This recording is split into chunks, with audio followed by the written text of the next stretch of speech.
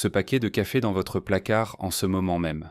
Des tests en laboratoire ont révélé des niveaux alarmants de pesticides et de mycotoxines dans des marques que vous achetez peut-être chaque semaine chez Carrefour ou Leclerc. Chaque fois que vous préparez votre café du matin, vous pourriez exposer votre corps à des contaminants liés à des troubles hépatiques, sans même le savoir. Aujourd'hui, je vous révèle 8 marques de café à ne jamais acheter et 2 qui méritent vraiment votre argent. 1. Carte Noire. Carte Noire, c'est l'une des marques les plus emblématiques du rayon café français. Depuis des décennies, son packaging noir élégant et sa promesse d'un café intense et raffiné en ont fait un choix populaire dans des millions de foyers. Mais derrière cette image haut de gamme se cache une réalité bien différente. En 2023, l'association 60 millions de consommateurs a analysé plusieurs cafés moulus vendus en grande surface. Carte Noire figurait parmi les marques présentant des traces détectables d'acrylamide, un composé potentiellement cancérigène qui se forme lors de la torréfaction à haute température. Les niveaux mesurés atteignaient 214 microgrammes par kilo, s'approchant dangereusement des seuils recommandés par l'Autorité européenne de sécurité des aliments. Mais ce n'est pas tout. Des tests indépendants réalisés par Ecotest en Allemagne, qui incluaient des marques également vendues en France, ont révélé la présence de résidus de pesticides dans plusieurs cafés industriels, y compris ceux utilisant des méthodes de production similaires à Carte Noire. Un expert en sécurité alimentaire de l'INRA a déclaré « La torréfaction intensive masque souvent la qualité médiocre des grains de base.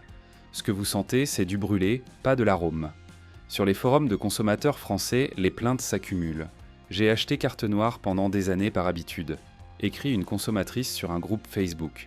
Puis j'ai essayé un café de spécialité et j'ai réalisé que ce que je buvais avant avait juste un goût amer et plat. Le problème avec Carte Noire, c'est qu'il représente parfaitement cette catégorie de café industriel qui privilégie le volume et la durée de conservation au détriment de la qualité réelle. Les grains utilisés proviennent souvent de mélanges d'origine non traçables, torréfiés de manière agressive pour uniformiser le goût. Peu importe la qualité des grains de départ. Et si vous pensiez que payer entre 5 et 7 euros pour 250 grammes garantissait une certaine qualité, détrompez-vous. Ce que vous payez, c'est surtout le marketing et la notoriété de la marque. Passons maintenant à un nom encore plus répandu dans les cuisines françaises. 2. Jacques Vabre. Jacques Vabre, propriété du géant Jacobs Douwe Egberts, domine les rayons des supermarchés français avec ses gammes variées et ses prix accessibles. Environ 4 à 5 euros pour 250 grammes, disponible absolument partout, de Carrefour à votre Intermarché de quartier. C'est le café pratique par excellence. Mais cette accessibilité cache une réalité troublante. En 2022, une enquête de l'UFC Que Choisir a passé au crible plusieurs marques de café vendues en France. Jacques Vabre a été épinglé pour son manque total de transparence sur l'origine de ses grains. L'étiquette indique vaguement « mélange de café d'origine diverse », sans aucune précision géographique ni information sur les conditions de culture. Cette opacité n'est jamais bon signe. Des analyses réalisées par des laboratoires indépendants ont détecté des traces d'ochratoxine A, une mycotoxine produite par des moisissures, dans des échantillons de café moulu de grandes marques industrielles, utilisant des chaînes d'approvisionnement similaires. L'ochratoxine A est classée comme potentiellement néphrotoxique et cancérigène. Les niveaux trouvés restaient sous les limites légales européennes, mais leur simple présence soulève des questions sur les conditions de stockage et de traitement des grains. Dr Marie-Claire Dubois, toxicologue à l'Université de Lyon, explique « Même à faible dose, l'exposition répétée à certains contaminants dans l'alimentation quotidienne peut avoir des effets cumulatifs sur la santé hépatique et rénale. Et quand on parle de café, une boisson que beaucoup consomment quotidiennement, parfois plusieurs fois par jour, cette exposition répétée devient préoccupante. Sur les sites d'avis consommateurs, les commentaires sont révélateurs. Le goût est devenu de plus en plus fade au fil des années, note un acheteur régulier. On dirait qu'ils ont progressivement diminué la qualité pour maintenir leur marge. Un autre ajoute « ballonnement et acidité systématique après chaque tasse. J'ai changé de marque et les symptômes ont disparu. » Le vrai problème avec Jacques Vabre, c'est cette approche industrielle de masse qui traite le café comme une simple commodité interchangeable. Les grains proviennent de plantations intensives où les pesticides sont utilisés massivement, sans aucun égard pour la durabilité ou la santé des sols. La torréfaction rapide et à haute température permet de traiter des volumes colossaux, mais détruit les arômes subtils et peut générer des composés indésirables. Alors oui, Jacques Vabre est partout et coûte moins cher. Mais à quel prix pour votre santé? Attendez de voir ce qui vient ensuite. 3. Malongo. Malongo se présente comme une marque premium avec ses origines niçoises et son positionnement éco-responsable. Le packaging met en avant le bio, l'équitable, l'engagement environnemental. On le trouve entre 6 et 8 euros pour 250 grammes chez Monoprix, Casino ou les magasins bio. Beaucoup de consommateurs pensent faire un choix responsable et de qualité, mais la réalité est plus complexe. En 2021, l'association Agir pour l'environnement a publié un rapport accablant sur les capsules de café et Malongo n'a pas été épargné. Bien que la marque communique abondamment sur ses efforts écologiques, ces capsules en aluminium restent hautement problématiques. L'extraction de l'aluminium nécessite une énergie colossale et génère des déchets toxiques considérables. Et malgré les promesses de recyclage, seulement 30% des capsules finissent effectivement recyclées en France. Mais le problème ne s'arrête pas là. Des tests réalisés par Yuka, l'application d'évaluation des produits alimentaires, ont classé certaines références Malongo avec des notes médiocres en raison d'additifs dans leur mélange aromatisé et d'un rapport qualité-prix discutable. Pour un café vendu comme haut de gamme, les résultats organoleptiques réalisés par des experts en dégustation ont révélé des profils aromatiques plutôt plats, loin de ce que promettent les descriptions marketing fleuries. En 2023, une enquête de France Info a révélé que malgré son image éco-responsable, Malongo avait été mis en cause pour certaines pratiques d'approvisionnement opaques. Des ONG spécialisées dans le commerce équitable ont souligné que les certifications affichées sur certains produits ne garantissaient pas nécessairement des conditions de travail décentes dans toute la chaîne d'approvisionnement. Pierre Lemoine, consultant en développement durable, observe: beaucoup de marques utilisent le crudo-homo, le greenwashing, pour justifier des prix élevés sans offrir une qualité ou un impact réellement supérieur. Le consommateur paie une image plus qu'une réalité. Sur les forums, les déceptions s'accumulent. J'ai payé 7,50 € pour un paquet Malongo bio pensant investir dans la qualité, raconte une acheteuse sur un groupe de consommateurs responsables. Le goût était à peine meilleur qu'un café discount. Je me suis senti arnaqué. Un autre consommateur ajoute: les capsules sont impossibles à recycler correctement dans ma commune. Tout ce discours écolo, c'est du marketing. L'ironie, c'est que Malongo demande un prix premium en se positionnant sur des valeurs éthiques et environnementales, tout en ne livrant pas vraiment sur ses promesses. Vous payez pour vous sentir bien dans votre achat, pas nécessairement pour un café exceptionnel ou un impact véritablement positif. Et si vous pensiez que les capsules étaient forcément de meilleure qualité que le café en paquet, la marque suivante va vous surprendre. 4. Nespresso, certaines gammes. Nespresso, le luxe à la maison. George Clooney qui sirote son espresso avec élégance. Des boutiques design sur les Champs-Élysées. Une machine qui coûte entre 100 et 600 €, des capsules à 0,40 à 0,80 € pièce. C'est l'aristocratie du café à domicile. Sauf que derrière le glamour, certaines gammes cachent de sérieux problèmes.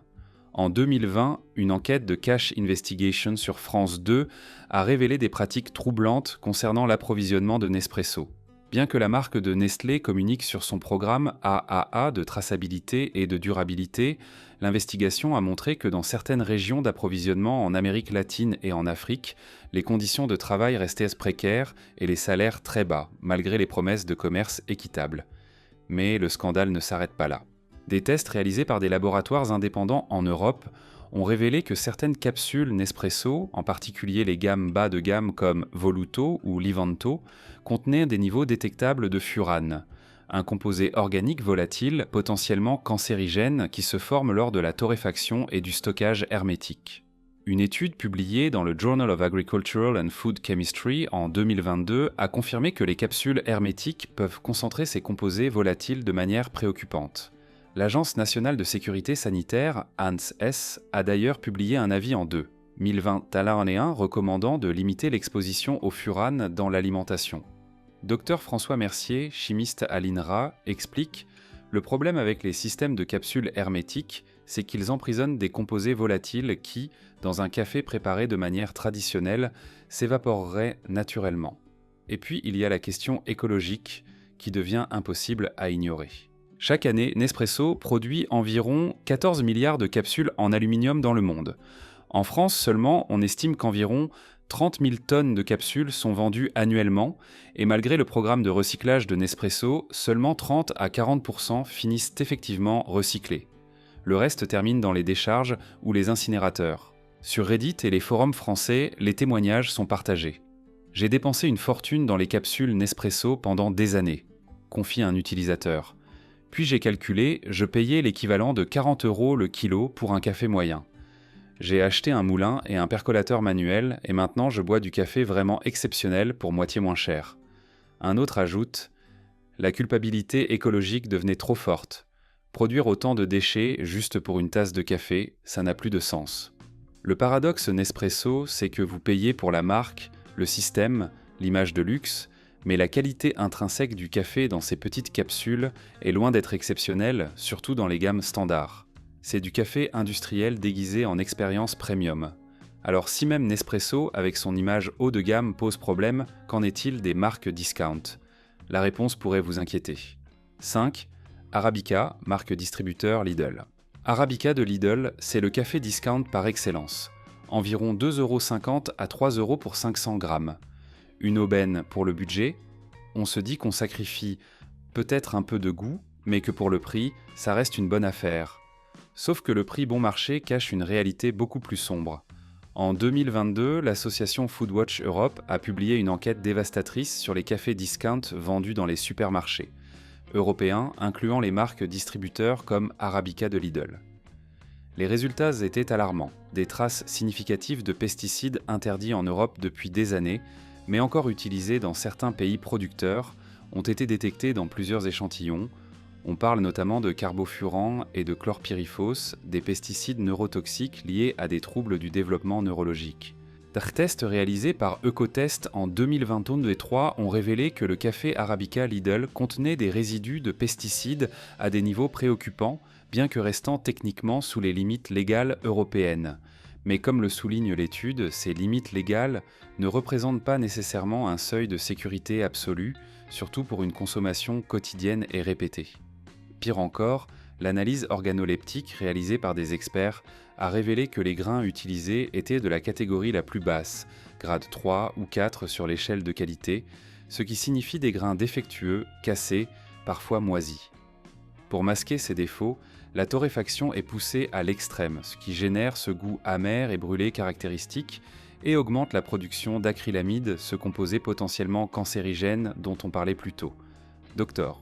Sophie Laurent, nutritionniste et experte en toxicologie alimentaire, PCPepsi, alerte, les cafés de très bas prix utilisent souvent les rebuts des récoltes. Ces grains peuvent contenir des mycotoxines dangereuses si le tri n'est pas rigoureux. À ces prix-là, le tri rigoureux n'existe tout simplement pas. Et la traçabilité, inexistante, l'étiquette indique « mélange de cafés d'origines diverses » sans aucune précision. Impossible de savoir d'où viennent réellement ces grains, dans quelles conditions ils ont été cultivés ou qui les a récoltés. Cette opacité totale permet à Lidl de s'approvisionner au prix le plus bas possible en mélangeant des cafés de provenance et de qualité douteuse. Sur les forums, les réactions physiques rapportées sont inquiétantes. J'avais des maux d'estomac systématiques avec ce café, témoigne une consommatrice sur un groupe Facebook. Je pensais que c'était normal avec le café en général. Puis j'ai changé de marque et tout a disparu. Un autre utilisateur note « L'acidité était tellement violente que j'ai développé un reflux gastro-œsophagien. Mon médecin m'a conseillé d'arrêter le café. En réalité, c'était juste ce café-là le problème. Le véritable coût de ce café à 3 €. Votre santé, l'environnement et les producteurs qui travaillent dans des conditions indignes pour des salaires de misère. Vous économisez quelques euros, mais à quel prix ? Si vous pensiez que les marques légèrement plus chères étaient forcément meilleures, attendez de découvrir le cas suivant. 6. Légal, marque distributeur Auchan. Légal d'Auchan, avec son nom qui évoque vaguement un certain sérieux, se positionne dans le milieu de gamme des marques distributeurs. Entre 3,50 € et 4,50 € pour 250 grammes, c'est un cran au-dessus des cafés discount purs, mais reste bien en dessous des marques premium. Beaucoup de consommateurs le choisissent en pensant faire un compromis raisonnable entre prix et qualité. Erreur. En 2023, une analyse comparative réalisée par 60 millions de consommateurs a inclus Légal dans son panel de café testé. Les résultats ont été décevants sur plusieurs aspects. D'abord, la qualité sensorielle. Les dégustateurs professionnels ont noté un profil aromatique plat, sans complexité, avec des notes de brûlé dominant tout le reste. En clair, on retrouve cette même torréfaction agressive destinée à masquer la médiocrité des grains de base. Mais c'est sur la question de la transparence que Légal pose le plus de problèmes. Comme beaucoup de marques distributeurs, l'information sur l'origine des grains est quasi inexistante. Café moulu Arabica et mélange sont les seules indications. Pas de traçabilité, pas d'informations sur les méthodes de culture, rien sur les conditions de travail des producteurs. Cette opacité permet à Auchan de changer de fournisseur selon les opportunités de prix, sans aucun égard pour la cohérence qualitative. Des tests indépendants réalisés en 2022 par des laboratoires suisses sur des marques distributeurs européennes, incluant des méthodologies d'approvisionnement similaires à Légal, ont révélé des taux élevés de défauts dans les grains. Grains immatures, fermentés, moisis. Ces défauts ne sont pas seulement une question de goût. Les grains moisis peuvent contenir de l'ochratoxine A, cette mycotoxine néphrotoxique dont on parlait plus tôt. Arnaud Petit, torréfacteur artisanal français et formateur en Q-Grading, certification professionnelle de dégustation de café, explique « Quand vous ouvrez un paquet de café de marque distributeur et que vous sentez cette odeur de brûlé puissant, ce n'est pas un choix de torréfaction pour l'intensité. C'est pour cacher ce qui ne devrait pas être là. Un café de qualité torréfié proprement dégage des arômes de caramel, de fruits, de chocolat, pas juste du brûlé. Les avis consommateurs en ligne reflètent cette médiocrité. J'ai acheté Légal par habitude pendant des mois, raconte un client sur un forum. Un jour, j'ai goûté le café d'un ami qui achetait une marque spécialisée. La différence était sidérante. Je réalisais que je buvais du jus de chaussette depuis des années. Une autre consommatrice ajoute « Maux de tête systématique après chaque tasse. J'ai arrêté et les symptômes ont disparu. Je me demande ce qu'il y avait vraiment dedans. » Le problème avec Légal et toutes ces marques distributeurs génériques, c'est qu'elles représentent le café comme une commodité sans valeur, juste un liquide brun caféiné.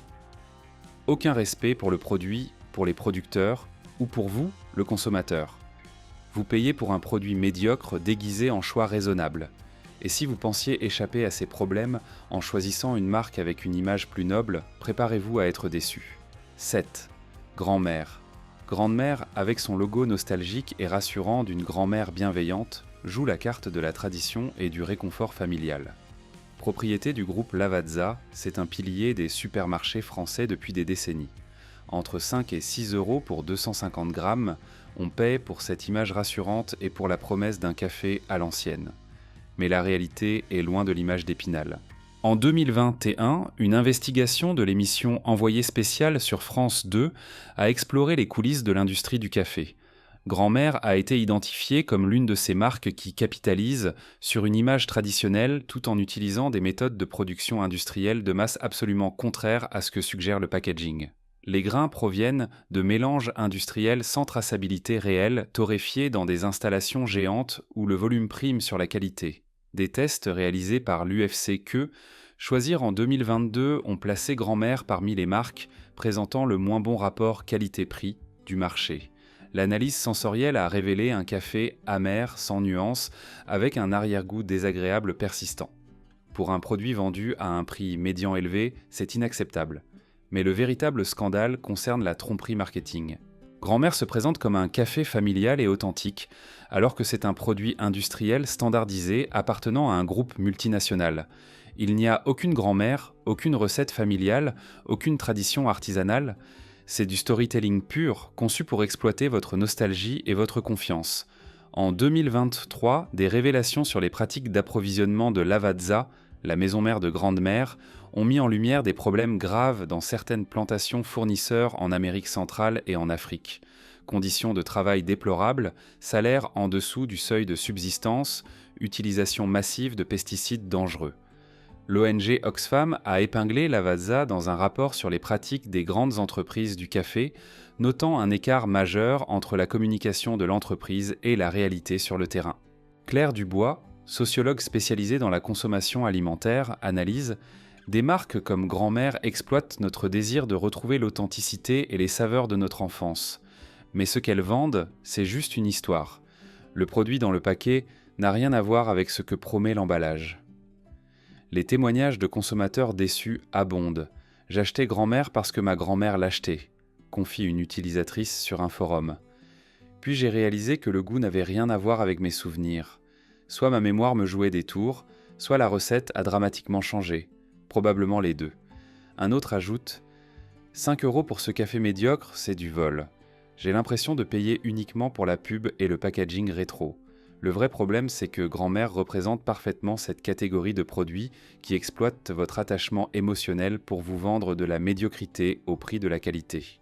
Vous ne buvez pas un café authentique, vous avalez une illusion marketing et maintenant accrochez-vous, car le numéro 8 va vous choquer. 8. Nescafé, café soluble, Nescafé, le géant absolu du café soluble, une institution depuis 1938, présent dans 80% des placards français.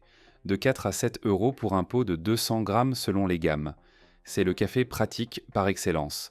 Instantané, pas besoin de machine, toujours disponible. Des millions de Français commencent leur journée avec un Nescafé. Mais si vous saviez vraiment ce que vous buvez, vous y réfléchiriez à 2 fois. En 2019, une enquête explosive de l'ONG Public Eye et du Bureau d'investigation suisse a révélé un scandale retentissant concernant Nescafé et sa maison mère Nestlé. L'investigation a montré que dans plusieurs pays producteurs d'Afrique et d'Amérique latine, Nestlé s'approvisionnait auprès de plantations où les conditions de travail s'apparentaient à de l'esclavage moderne. Enfants travaillant dans les champs, salaire de misère de 0,50 $ par jour, absence de protection contre les pesticides, journée de 12 à 14 heures. Et ce, malgré les certifications durables affichées sur les emballages. Mais le problème ne s'arrête pas à l'éthique. La qualité du café soluble Nescafé est absolument catastrophique. Pour fabriquer du café instantané, on utilise les grains de la plus basse qualité, ce que personne ne voudrait pour faire du café moulu traditionnel. Ces grains sont ensuite infusés à très haute température et pression, puis le liquide est déshydraté par atomisation ou lyophilisation. Le résultat ? Une poudre qui a perdu 95% de ses composés aromatiques naturels. Des analyses nutritionnelles publiées dans le European Journal of Clinical Nutrition en 2022 ont montré que le café soluble contenait des niveaux d'acrylamide jusqu'à 3 fois supérieurs au café fraîchement moulu. L'acrylamide, rappelons-le, est classé comme probablement cancérigène par le Centre international de recherche sur le cancer. Les procédés industriels de haute température utilisés pour produire le café soluble génèrent massivement ce composé toxique, et ce n'est pas tout. En 2023, une étude de l'ANSES a révélé que certains cafés solubles contenaient des additifs non mentionnés sur l'étiquette, utilisés pour améliorer la texture et la dissolution, maltodextrine, silice, arômes artificiels. Dr Jean-François Martin, endocrinologue, alerte, la maltodextrine a un index glycémique très élevé. Quand vous croyez boire un simple café, vous consommez en réalité un produit ultra transformé qui fait grimper votre glycémie. La question environnementale est également désastreuse. La production de café soluble nécessite une consommation d'énergie colossale pour les processus de séchage. Et Nestlé a été régulièrement épinglé pour son utilisation irresponsable des ressources en eau dans les régions productrices, asséchant littéralement certaines communautés pour sa production industrielle. Sur les réseaux sociaux, les témoignages de personnes ayant arrêté le Nescafé sont révélateurs. « J'ai bu du Nescafé pendant 15 ans », raconte un utilisateur sur Twitter. « Quand j'ai goûté un vrai café fraîchement moulu, j'ai réalisé que je n'avais jamais vraiment goûté de café de ma vie. Le Nescafé, c'est juste de l'eau chaude brune amère. » Une autre personne témoigne. « Depuis que j'ai arrêté le Nescafé, mes palpitations cardiaques ont cessé. Je pensais que c'était le café en général. Non, c'était juste ce produit chimique. » Philippe Marchand, ancien employé d'une usine Nestlé qui a accepté de témoigner anonymement, révèle « On nous formait à parler de café, mais en réalité c'est un produit industriel ultra transformé qui n'a de café que le nom. Les grains de base sont tellement médiocres qu'aucun torréfacteur artisanal n'en voudrait. » Nescafé, c'est l'exemple parfait de comment une multinationale peut transformer un produit noble en une poudre industrielle toxique, tout en générant des milliards de profits sur le dos des producteurs exploités et des consommateurs trompés. Vous ne buvez pas du café, vous dissolvez un dérivé chimique dans de l'eau chaude. Si vous êtes encore en train de regarder cette vidéo et que ces informations vous sont utiles, j'apprécierais vraiment que vous laissiez le chiffre 8 dans les commentaires ci-dessous pour me faire savoir que vous êtes là. Et si vous n'êtes pas encore abonné, j'espère que vous envisagerez de vous abonner et d'activer la cloche pour ne rien manquer. Votre soutien me permet de continuer à créer du contenu utile pour vous informer et vous inspirer. Maintenant, revenons-en à notre sujet. Voilà pour les 8 marques à éviter. Mais voici la bonne nouvelle, il existe des marques qui font les choses correctement. 1. Terre de café. Terre de café, c'est l'antithèse absolue de tout ce qu'on vient de voir. Fondée en 2009 par deux passionnés, Christophe Servel et David Kébé, cette torréfaction parisienne a complètement révolutionné l'approche du café en France. Et croyez-moi, dès que vous goûtez leur café, vous comprenez immédiatement la différence. Contrairement aux marques industrielles qui cachent l'origine de leurs grains, Terre de café affiche une traçabilité totale. Chaque paquet indique précisément la ferme d'origine, l'altitude de culture, la variété botanique, les notes de dégustation. Vous voulez savoir que votre café vient de la ferme El Injerto au Guatemala, cultivée à 1800 mètres d'altitude par la famille Aguirre depuis 3 générations? Terre de café vous le dit. La différence commence dès l'approvisionnement. Christophe Servel voyage personnellement dans les régions productrices, établit des relations directes avec les fermiers, paye des prix 2 à 3 fois supérieurs au cours mondial du café. Ce n'est pas du marketing, c'est vérifié par des auditeurs indépendants.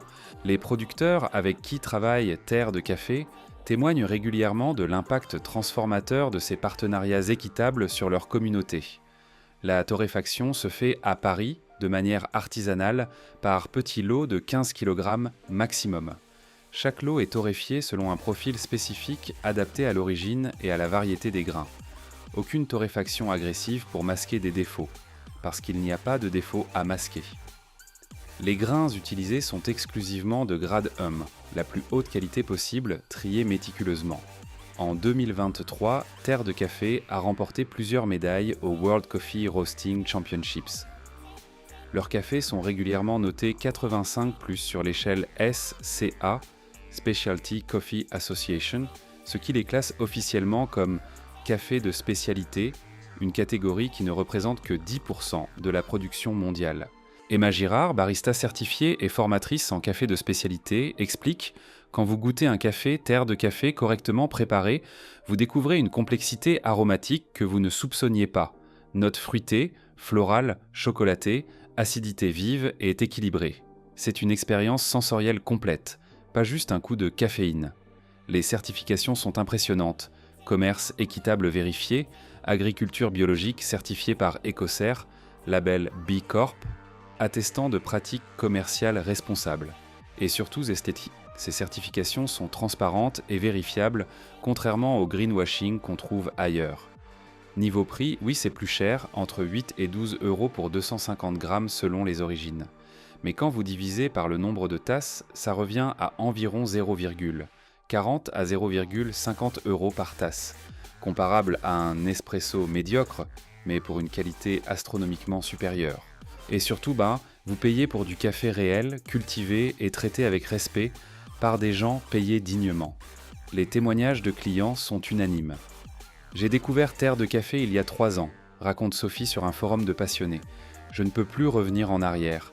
Leur Éthiopie Yirgacheffe a des notes de bergamote et de jasmin tellement prononcées que c'est comme boire un parfum. Incroyable.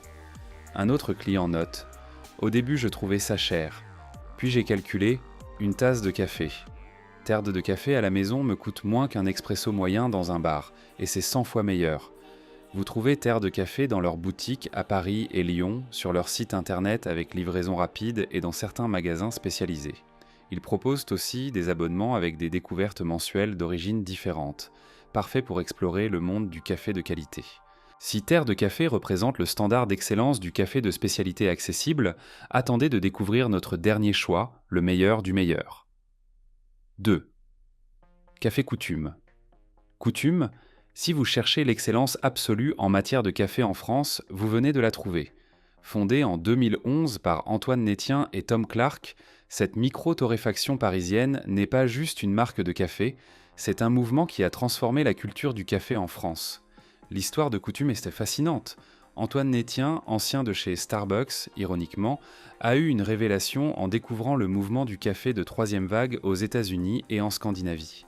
Il a compris que le café pouvait être traité comme le vin, avec terroir, respect du producteur, artisanat minutieux. Il est rentré en France avec la mission de changer la donne. La philosophie de Coutume tient en un principe, l'excellence à chaque étape. Cela commence par l'approvisionnement direct auprès de fermes triées sur le volet, souvent des micro-lots exceptionnels, produits en quantité minuscule. On parle de café cultivé dans des conditions optimales, récolté manuellement grain par grain à maturité parfaite, traité avec des méthodes innovantes comme la fermentation contrôlée ou le séchage en lys africain.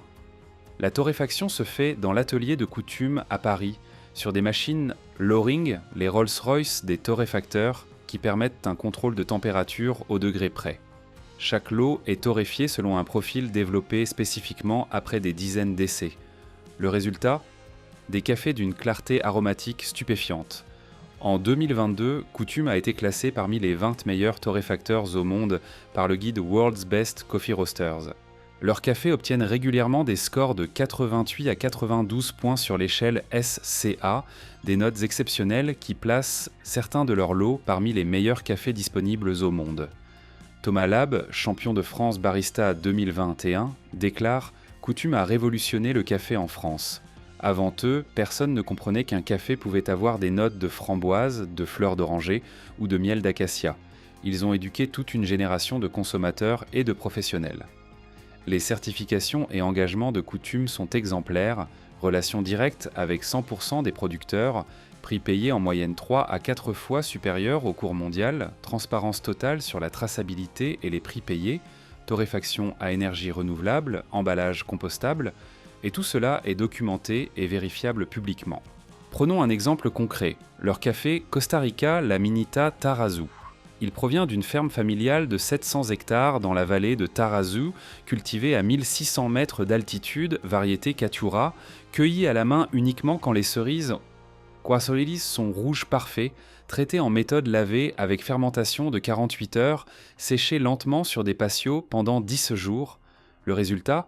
Un café avec des notes de caramel, d'orange sanguine et d'amande, une acidité brillante comme du champagne, une douceur naturelle de miel. C'est de l'art liquide. Les prix reflètent cette qualité, entre 10 et 18 euros pour 250 grammes selon les origines et la rareté. Oui, c'est cher, mais quand vous réalisez qu'un lot exceptionnel peut représenter seulement 50 kg de café vert, issu d'un hectare entier, vous comprenez la rareté. C'est comparable à un grand cru de vin. Les avis des clients sont élogieux. Le premier café Coutume que j'ai goûté a changé ma vie, témoigne Marc sur un forum spécialisé. J'ai versé l'eau sur la mouture et l'arôme qui s'est dégagé était tellement floral et fruité que je n'arrivais pas à croire que c'était du café. Depuis, je suis un client inconditionnel. Une autre cliente raconte « Je sers du Coutume quand je reçois des amis.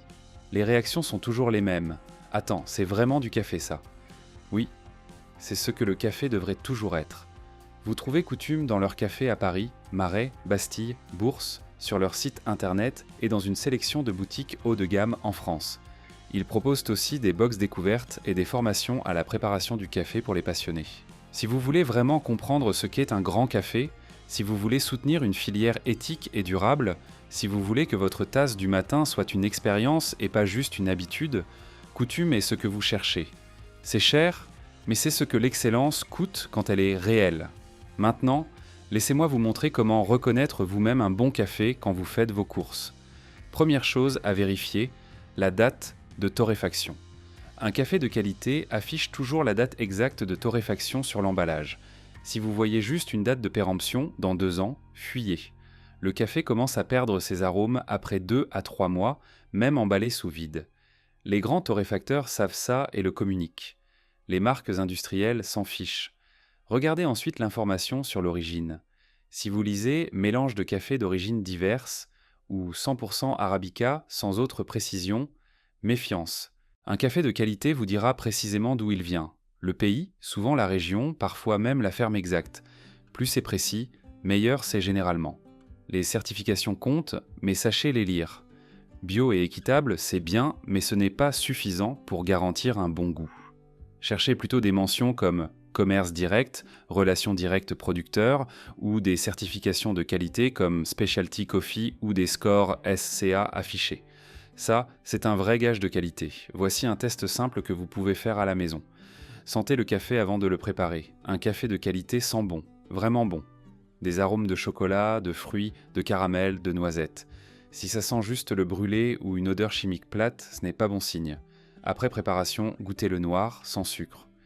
Oui, même si vous n'aimez pas le café noir habituellement.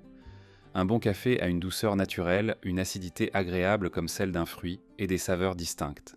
Si c'est juste amer et plat, c'est que la qualité n'est pas au rendez-vous. Regardez aussi le prix, mais avec discernement. En dessous de 20 € le kilo, il est presque impossible d'avoir du café éthique et de qualité quand on sait que les coûts de production, transport, torréfaction et distribution doivent être couverts. Mais attention, cher ne veut pas forcément dire bon, on l'a vu avec certaines marques. Cherchez le rapport qualité-prix, pas juste le prix. Un dernier conseil, privilégiez les torréfacteurs locaux ou les marques françaises spécialisées, non pas par chauvinisme, mais parce qu'une torréfaction fraîche fait toute la différence. Un café torréfié il y a 2 semaines par un artisan français sera toujours meilleur qu'un café torréfié il y a 6 mois dans une usine géante à l'étranger, même si ce dernier porte un nom prestigieux. Maintenant, vous savez ce qu'il faut éviter et ce qu'il faut acheter. Si cette vidéo vous a aidé, cliquez sur j'aime et abonnez-vous et partagez-la avec quelqu'un qui a besoin de voir ça. À bientôt pour une nouvelle vidéo. Tôt pour une nouvelle vidéo.